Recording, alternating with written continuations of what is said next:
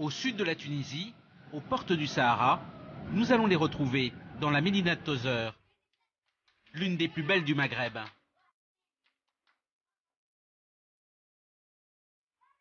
Une architecture de briques, comme autrefois à Grenade. Il n'existe que 2 exemples du même type dans le monde arabe.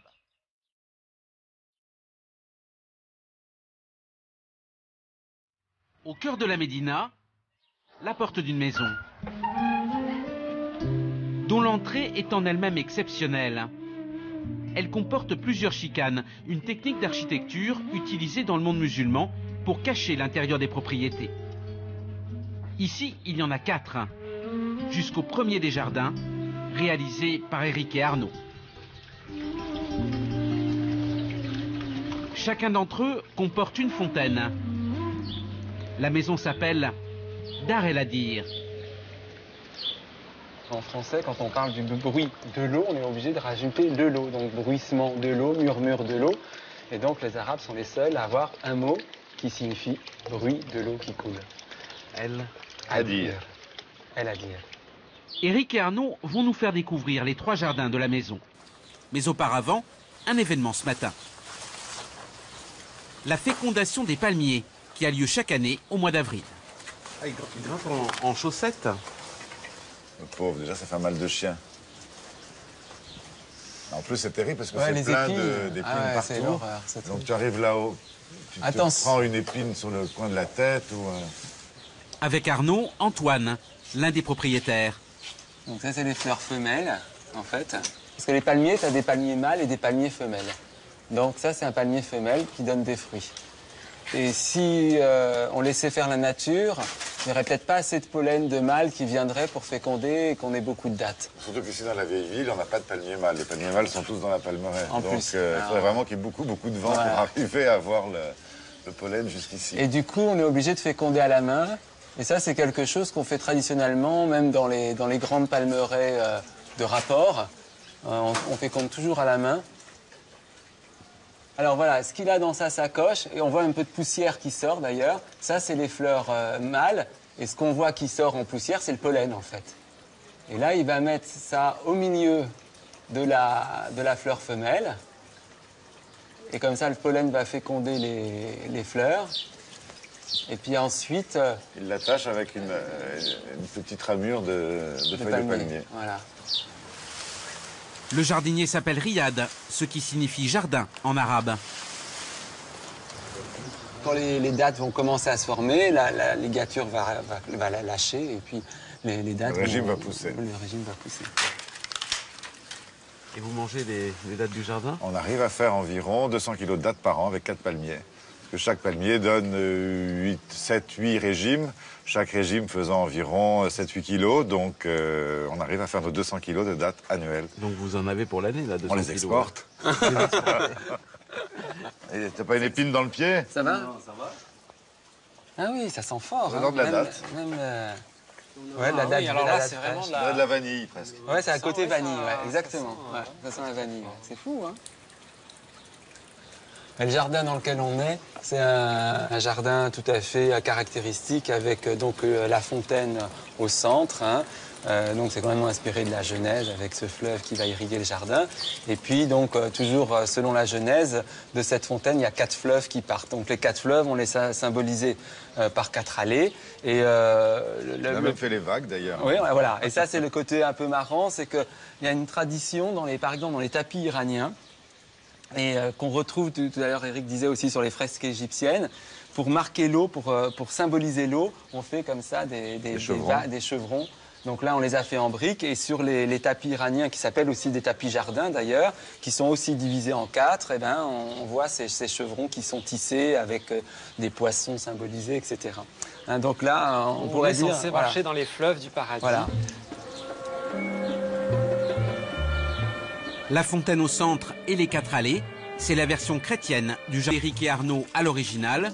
Le plan du bassin reprend celui du Bartal. L'eau s'écoule à l'opposé de la fontaine.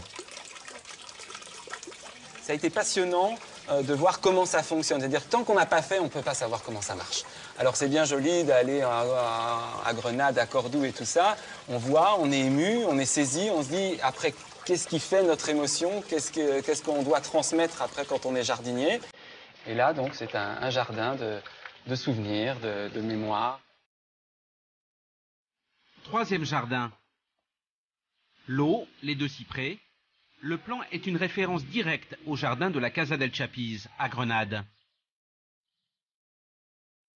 À l'extrémité de la piscine, Éric et Arnaud ont ajouté une alcôve et une autre fontaine.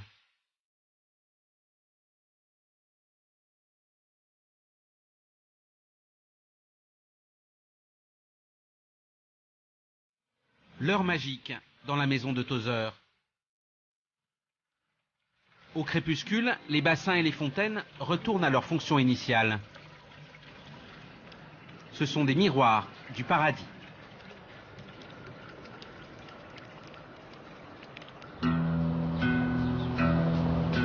Le lendemain, oasis de Tozeur, l'une des plus belles oasis au monde. 2000 hectares, 350 000 palmiers. Pour Éric et Arnaud, le meilleur exemple du jardin de la Genèse, le premier de tous les jardins.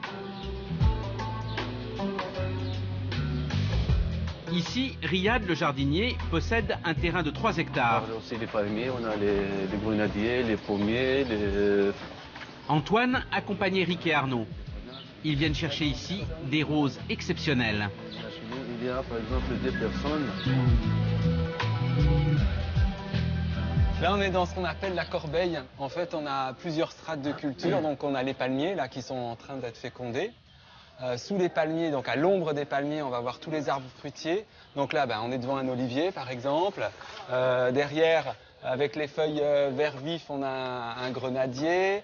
On a des figuiers de l'autre côté. Donc, tous les plantes vergers vont être sous les palmiers. Et sous encore tous ces arbres fruitiers, on a les cultures donc, qui sont encore plus à l'ombre, donc avec les tomates, les salades. Donc ici c'est des plants de tomates, ici c'est des plants de salade, ici c'est des carottes. Alors pour la petite histoire d'ailleurs, la figue, en fait c'est le vrai fruit défendu du jardin d'Éden.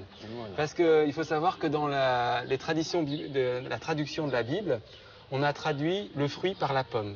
Tout simplement parce que dans les textes d'origine, le fruit n'avait pas été identifié. Et en Occident, le fruit par excellence, c'était la pomme. Du coup, la pomme s'est tapé le mauvais rôle.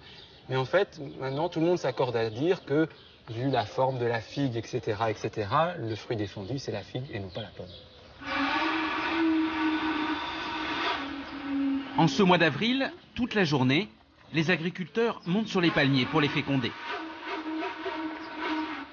Sur certains d'entre eux, ils recueillent aussi le jus de palme. Hey, ça va bien? C'est ce que faisait justement Nouri, le voisin de Riyad, dans la Palmeraie. Ça va bien? Ça va? Pour comprendre, quelques explications. Il y a une jarre, c'est ça dedans. Il y a une jarre en terre cuite, donc le haut du palmier est entaillé. Pour permettre à la sève de sortir, et on colle la jarre à la sortie de la sève, et donc elle va se remplir, un peu comme on récolte la résine dans les pins des Landes. Voilà, c'est le même principe, exactement le même principe, sauf que là ça va un peu plus vite. Et donc on récolte cette sève, et on la boit fraîche, c'est du jus de palme, ou fermenté, mais c'est plus ou moins interdit, mais c'est qui est le vin de palme, voilà. Le vin de palme est sans alcool. 3 verres comme ça, tu seras en forme. Du moins, c'est ce que l'on prétend ici. Sans alcool. C'est le bourru. C'est le bourru, voilà. C'est le bourru de palme. On sent l'odeur. Ouais, ça commence à fermenter là. Normalement, c'est beaucoup plus sucré quand il est frais. Ouais, quand il est frais, c'est... Mais c'est pas désagréable, hein. C'est comme la bière, déjà. Il regarde. Ouais, ça fait un peu cidre. Oh là là là là là. Il faut ça pour grimper là-haut.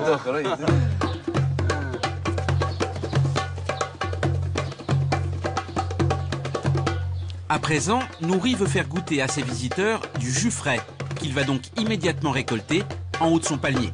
C'est combien de mètres ce palmier? 20 à peu près, ouais.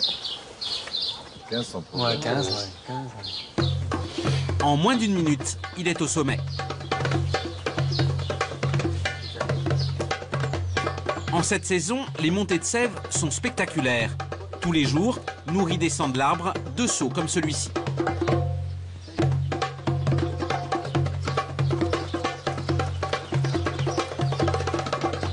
Oh, il y a plein de petites impuretés.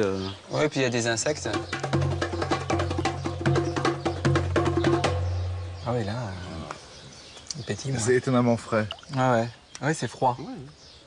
Ouais, c'est vrai, t'as raison, ça, parce que ça pourrait, Pratiquement être, comme ça sortait d'un frigidaire. ça pourrait être fait hyper chaud. Hein. C'est très désaltérant. C'est plein de vitamines, surtout. Ah, il faut s'imaginer qu'on est finalement dans les premiers, les premiers jardins de l'humanité. C'est-à-dire que tous les jardins sont divisés par des canaux, hein, normalement, là, de cette bouche en ciment, là. Il y a de l'eau qui sort une fois par semaine, hein, il y a un tour d'eau qui est là. Donc ici, tout à l'heure, Yann nous disait que c'était le vendredi que son jardin est irrigué. Le voisin, c'est le samedi. Le voisin d'après, c'est le dimanche, etc. Et quand on regarde un tant soit peu cet endroit, on comprend très bien que l'eau arrive là. Et puis après, le plus naturel, c'est qu'elle se divise en 4 pour irriguer. Un carré, par exemple, là-bas, on voit des fèves, un carré de menthe ou je ne sais quoi. Et on peut imaginer très bien que l'origine même de la Genèse, de ce jardin de paradis, c'est une oasis, puisque dans la Genèse, on parle d'un fleuve qui va irriguer le jardin et qui se divise en 4. En pratique, voilà ce que cela signifie. L'eau du bassin central est distribuée dans 4 bassins secondaires, qui eux-mêmes la redistribuent dans 4 directions. Ah oui, c'est une bassine. Voilà, c'est le bouchon. Ensuite, la source irrigue 4 parcelles.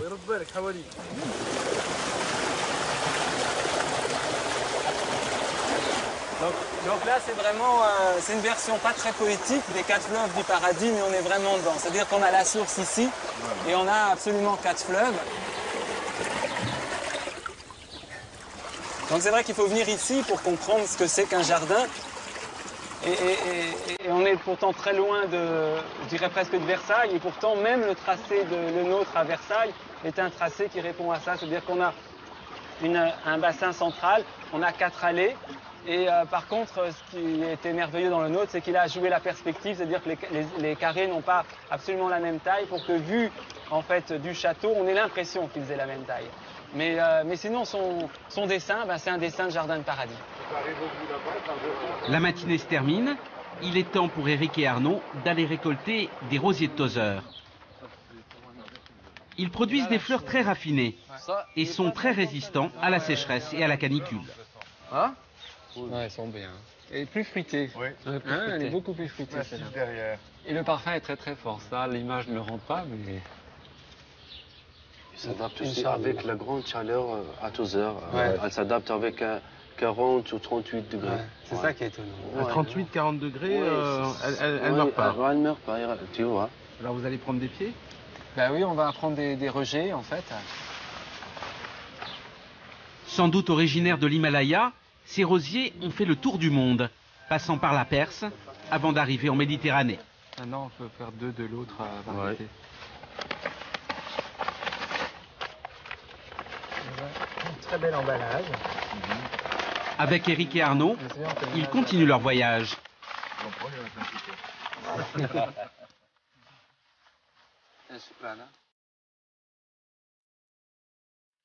Ils ramènent les rosiers à Taroudante, au Maroc, pour les acclimater et pour les développer.